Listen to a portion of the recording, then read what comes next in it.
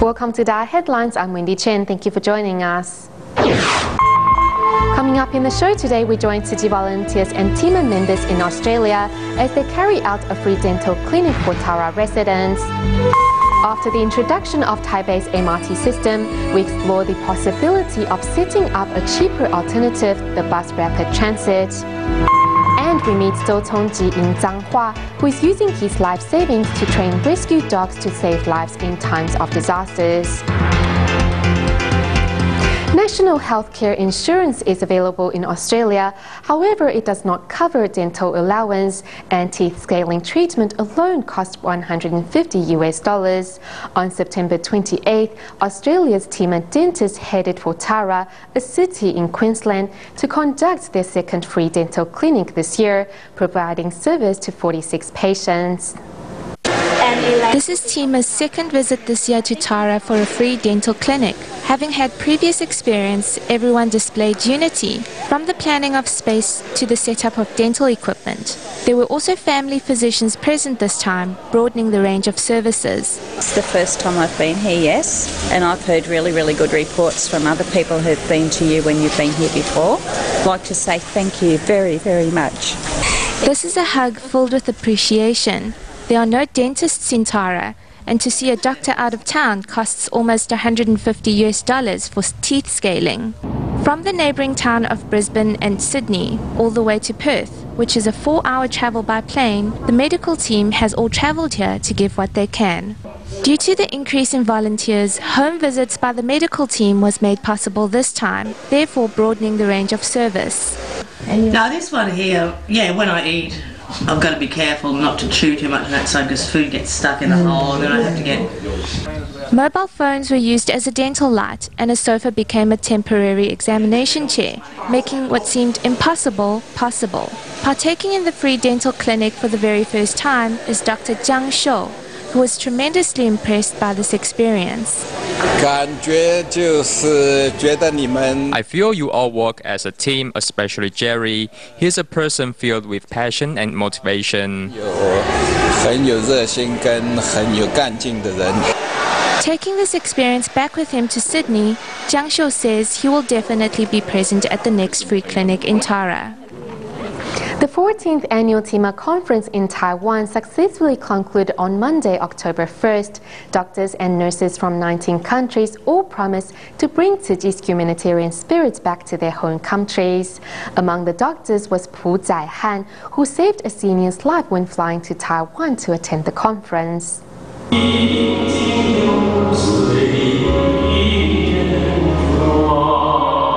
After 4 days of seminars, the 14th annual tema conference successfully concluded on October 1st. Throughout the conference, doctors and nurses from around the world had a chance to share their experiences with one another. From 2006 till today, we have had a total of 120 medical staff visit Tzu Chi's hospital in Taiwan and learn from the medical staff here. I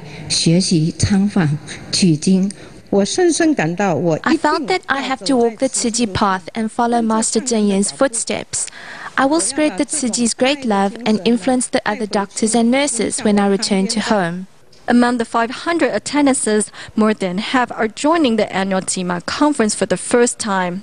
Pu Zaihan, a Chinese medicine practitioner in Canada, saved a senior's life when flying to Taiwan to attend the annual conference. This is my first time attending the annual tema conference. I got a chance to save a senior's life. I hope there can be a Tzu Chi chapter in Korea. I promise to do my best to support the master.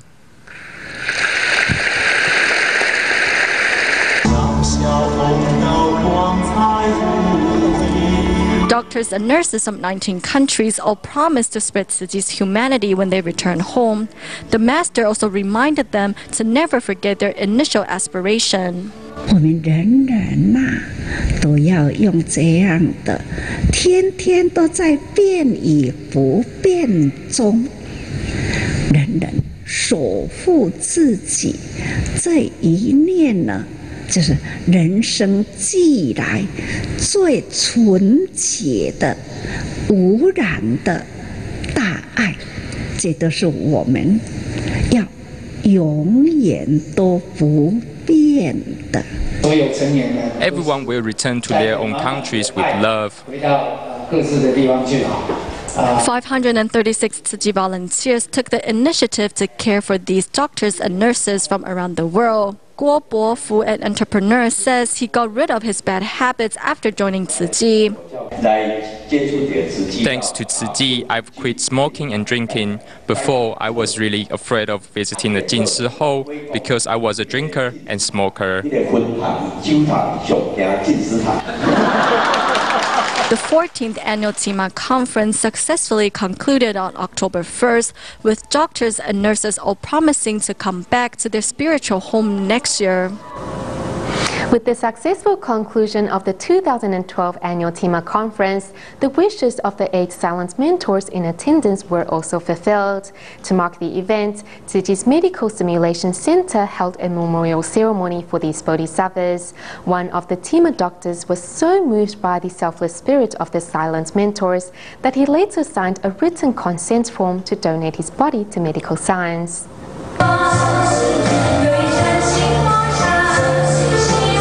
Sign language is performed to thank the selfless dedication of the 8 silent mentors. At the 2012 annual tema conference, 8 silent mentors help doctors become more skillful in surgery. They dedicate their bodies to help doctors improve medical skills. I was very touched, so I contacted my family upon returning to my dorm and said that I wanted to donate my body to medical science.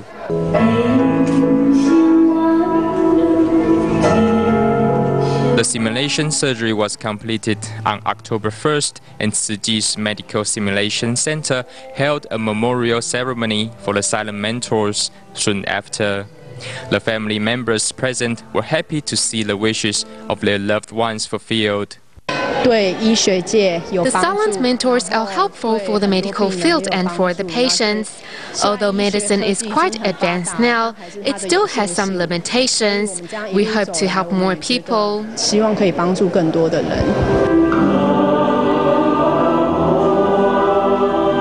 The doctor's solemn bow expresses their most sincere gratitude. Family members put their memory into a bone ash urn and walk with the master in Jin's abode to see the silent mentors on their last journey.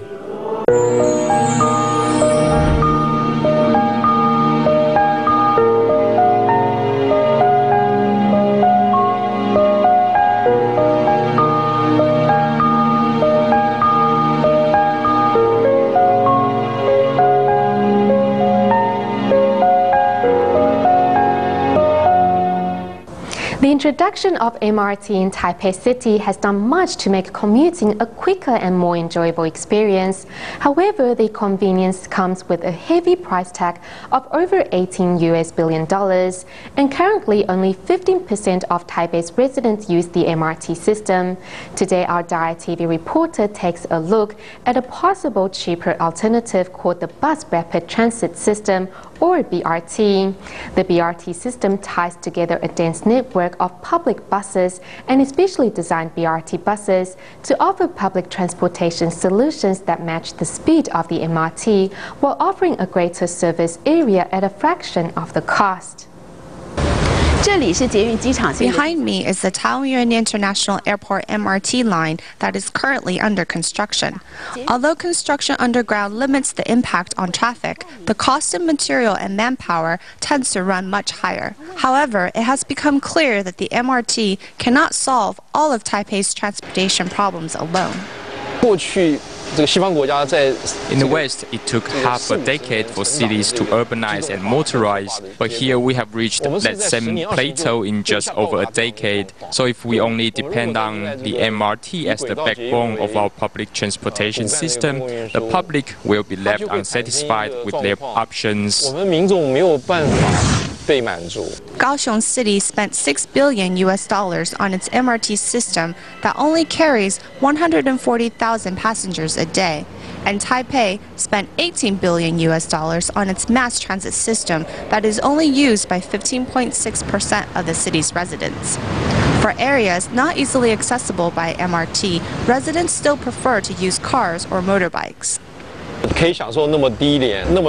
Residents use their own transportation because it is cheap to do so, and since the net of public transportation is not dense enough, residents are not motivated to give up their own forms of transportation in favor of public transportation.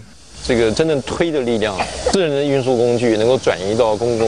mass rapid transit system is only a part of what is needed to create a sufficiently dense network of public transportation choices.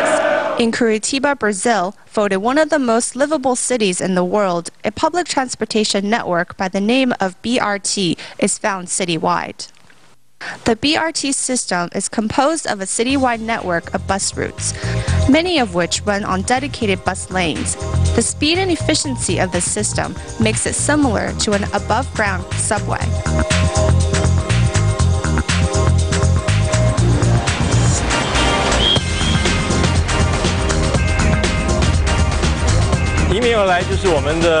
This is Beijing's first BRT line. On it run articulated buses 50 meters in length that can hold up to 200 passengers each. Unlike public buses, BRT buses are articulated, which means they can hold significantly more passengers. That, along with their frequency, means they are efficient at moving large amounts of people to their destination quickly. We consider how many cars passing this area, this one point. But we should change our concept, not number of cars, number of passengers. And payment areas are located on platforms for quicker entry and exit.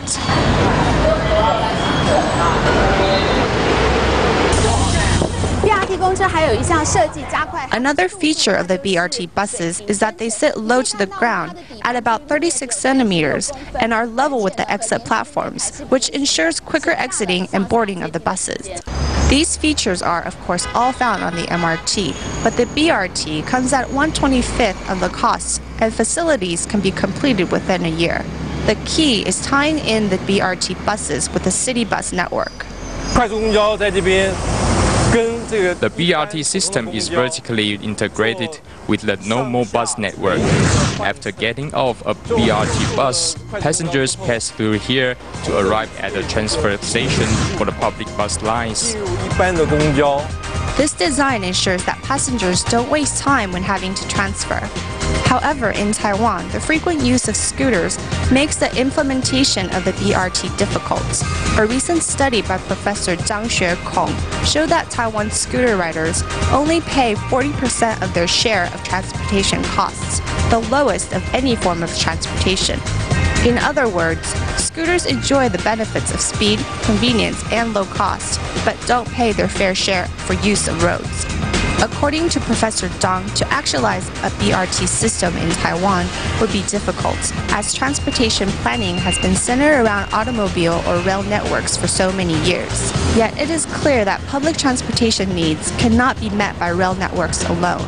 Thus, the development of the BRT in Taiwan could be the start of a new era in Taiwan's public transportation.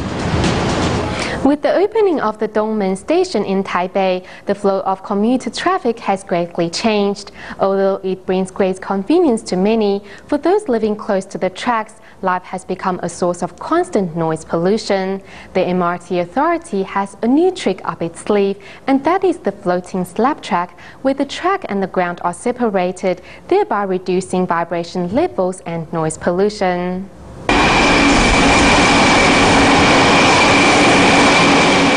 In Taiwan, when you depart from the MRT Danshui station, you can see that rubble, called track ballast, lies beneath the rail tracks. When you pass Fuxinggang station, concrete blocks laid beneath the tracks instead. This non-ballast track bed can be seen at the nearer MRT station. We wanted to shorten the maintenance time on these tracks, so we use non-ballast track beds. The pro is that repairs are minimal, and if it gets dirty, we can just spray it down with water, and we don't need to change the ballast to clean it. Although non-ballast track beds are easily maintained, but without the ballast, another problem arises. The con is that vibrations are heavier because when the rail touches the surface directly without an absorber, the vibrations will travel past the rail bed. Rubble ballast serves to absorb noise and vibrations. Without them, the rail causes noise pollution and vibrations disturbing to the human body. When the Metro Rapid Transit Authority was constructing the stations, they laid down viscous glue as shock pads, but it did not solve the issue, so they imported Taiwan's first floating slab track. Floating means it doesn't touch the rail bed, it floats above it. In the floating slab track, there's a spring underneath the concrete slab supporting it, and our track are placed above it, so the spring absorbs the vibrations. The rail, along with the concrete slabs, connects to the surface through spring components, like a vehicle's shock absorber, thereby absorbing much of the vibrations that will transmit through the ground, affecting surrounding communities. There are two parts. One is the outside, it is reinforced concrete. Two, the inside. Here the springs are filled with a damping fluid, a synthesized viscous goop inside the springs. The main reason for the damping fluid is to stop the vibrations. This type of reduction in low-frequency vibrations is especially effective for noise pollution under 100 Hz. When the tunnel passes under residential homes or joint development areas, we are required to install floating slab tracks. Other areas where this type of track is laid are near hospitals, advanced technology plants, and areas which use high-precision equipment. In a time when we are seeking more conveniences to our lives, we need to also factor in the negative aspects. The invention of the floating slab track is a step in caring and protecting our environment.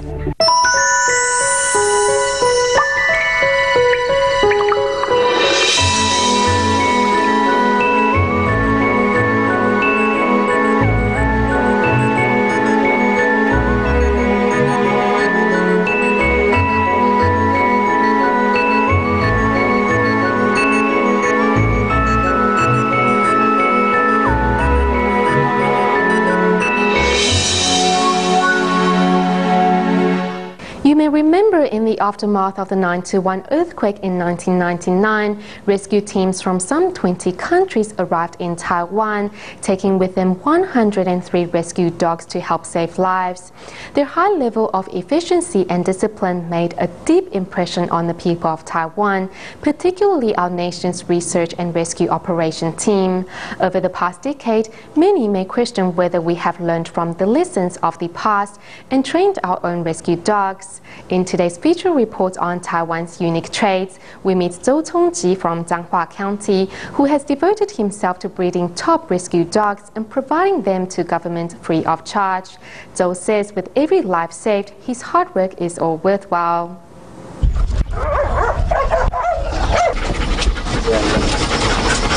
Sense of smell 10,000 times more sensitive than humans. Sense of hearing 40 times more powerful than humans. In the wild, these dogs demonstrate swiftness and speed.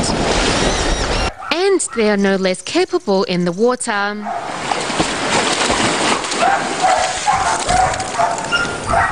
These rescue dogs live for the purpose of saving lives.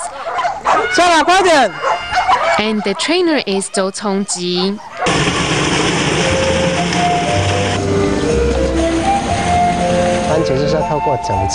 At harvest, we choose the tomatoes that are in a bunch and then pick the good ones from it. Like this one, the skins are thicker, and this bucket is about 1 kilo or so.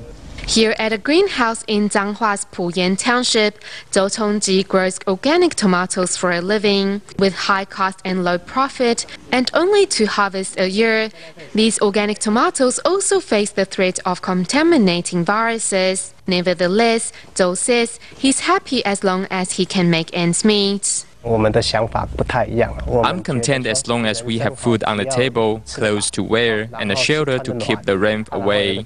There's no point in earning too much money when you can't take it with you after death.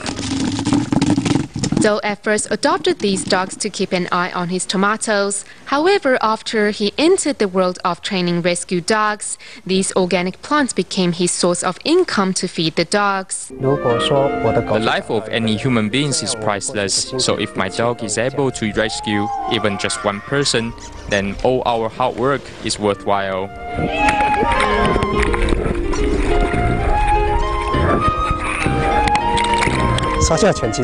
When we train these rescue dogs, we sometimes try taking away and accumulating their desires.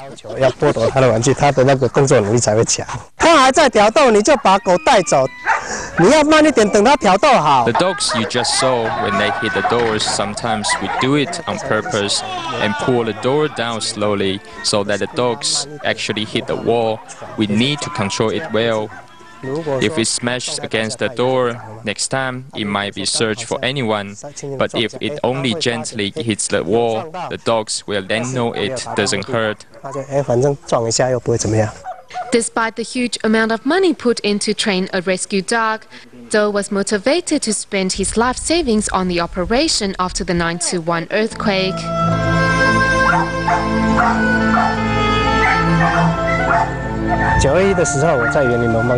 After the 9/21 earthquake, I was around the Yuanlin building area. There was someone who was buried under a 20-centimeter wall.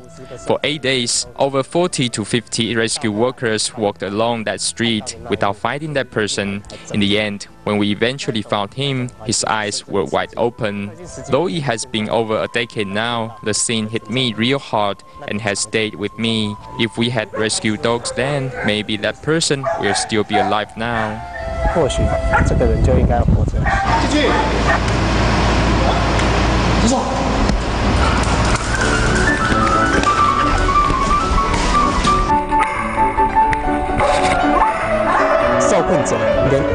Those who are trapped barely have the strength to take a breath.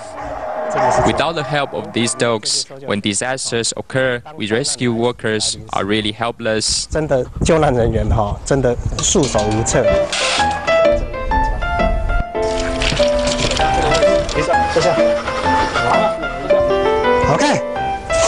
Dogs have no ability to anticipate any dangers ahead, but we have. And yet, we cruelly let them carry out these rescue tasks. If I take really good care of these dogs, if anything happens to them, I will have less regrets.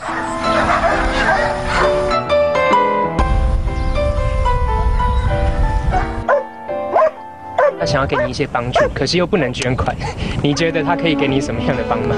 来当我寄养家庭去做狗的生活。 Sign up to become foster families and help train the dogs by taking them to the market for a walk. Such exercise is really important for us. Training under extreme weather conditions and working together to search for the next possible disaster victim. These rescue dogs are said to be the best weapon when carrying out rescue operations.